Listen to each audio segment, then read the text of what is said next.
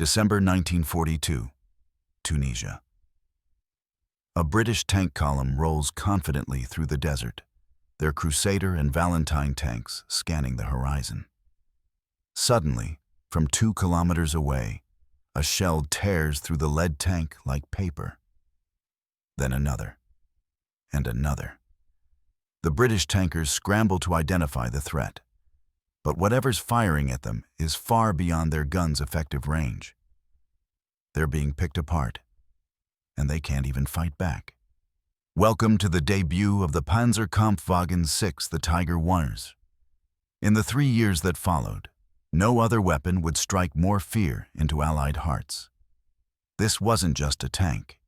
It was 56 tons of German engineering that rewrote the rules of armored combat. Its reputation alone could break enemy morale before a shot was fired. Allied intelligence became obsessed with it. Tank crews dreaded it, and for good reason. The Tiger wasn't the most produced tank of the war. It wasn't the fastest or even the most reliable. But when it appeared on the battlefield, it didn't just destroy enemy tanks, it shattered confidence. American Sherman crews operated under a brutal rule of thumb. It took 5 Shermans to kill 1 Tiger, and 4 of them wouldn't make it home. Soviet T-34 drivers knew that if they spotted a Tiger first, their only real option was to run or pray for artillery support. So what made this machine so terrifying? How did a tank that barely numbered 1,500 total production become the most legendary armored vehicle of World War II? This is the story of the Tiger tank, and why more than 80 years later, it still represents the apex of wartime engineering and the cold brutality of mechanized warfare. The Tiger's origins trace back to 1937, when the German High Command realized their future wars would require something heavier than the Panzer III and the IV. They needed a breakthrough Tank 1 that could smash through fortified lines and dominate enemy armor at range. But Germany's tank designers were cautious. Early prototypes were underpowered and over-engineered. Then came the invasion of France in 1940, and suddenly heavy tanks didn't seem so urgent. The Blitzkrieg worked. Panzers rolled over Europe with speed and coordination, not brute force. Everything changed on June 22, 1941. Operation Barbarossa. Within weeks, German tankers encountered the Soviet T-34 and KV-1, and the illusion shattered. These Soviet machines had sloped armor that bounced German shells like pebbles. They mounted guns that could kill a Panzer III from a kilometer away. Panicked after-action reports flooded back to Berlin. The message was clear. Germany was outgunned. The demand for a heavy tank went from a future priority to an immediate crisis. By May 1942, 2 prototypes were ready. One from Porsche, one from Henschel. Both were massive, heavily armored, and armed with the legendary 88mm gun, originally an anti-aircraft weapon that had already earned a deadly reputation on the ground. Hitler personally attended the demonstration on his birthday, April 20th. Henschel's design won. It was more conventional, more reliable, and easier to produce. That summer, production began. The first Tigers rolled off the line in August 1942. They were rushed to the front, bypassing proper crew training and field testing. Commanders wanted results immediately. And despite early mechanical issues, transmissions failed, engines overheated, tracks broke. The Tiger's firepower made an immediate and unforgettable impression. Germany finally had its breakthrough weapon. Now the question was, could they build enough of them before the tide of war turned? At the heart of the Tiger was the 88mm KUBK-36 gun, a weapon so effective that Allied tankers learned to recognize its distinctive crack and immediately seek cover. This wasn't just another tank cannon. It was a precision instrument of destruction adapted from the legendary Flak 88 anti-aircraft gun, that had terrorized Allied bombers and tanks since 1940. The 88's penetration power was staggering.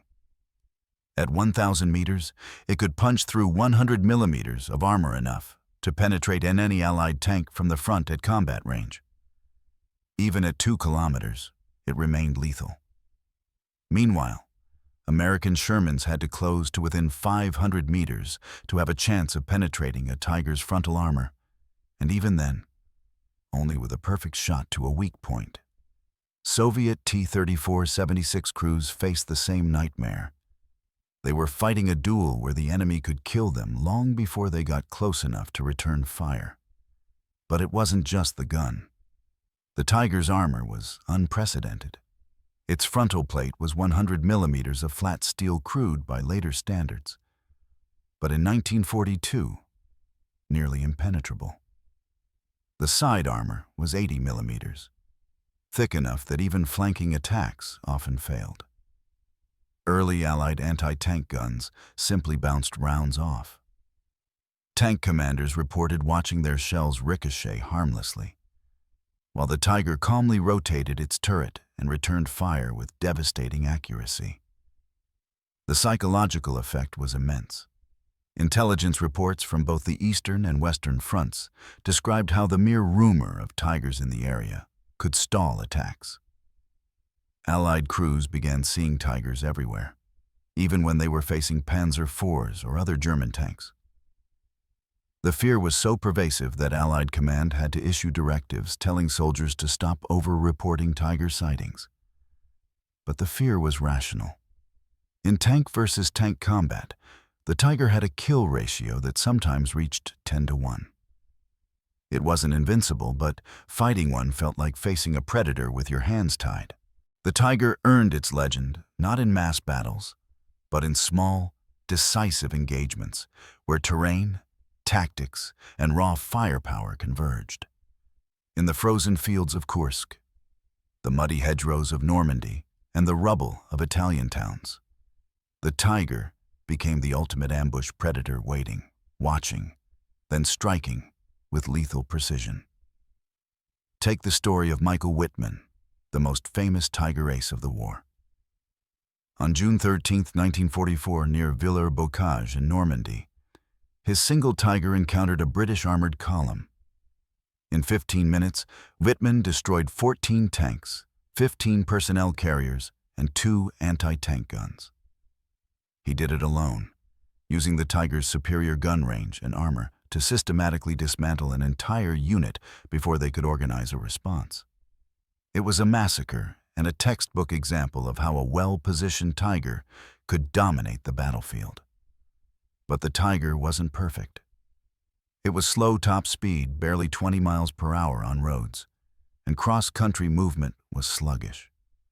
It guzzled fuel, managing only half a mile per gallon, which meant logistics were a constant nightmare.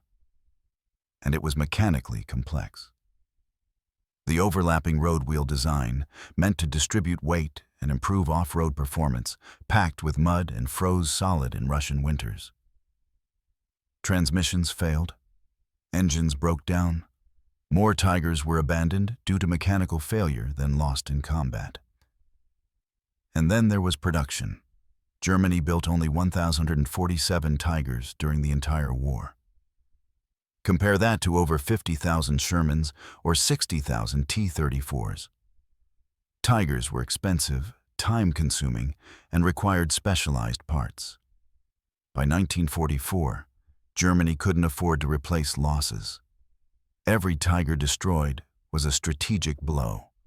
Allied forces learned to adapt, use air power, call in artillery, flank with overwhelming numbers, or simply bypass them and let fuel shortages do the work. The Tiger could win battles, but it couldn't win the war.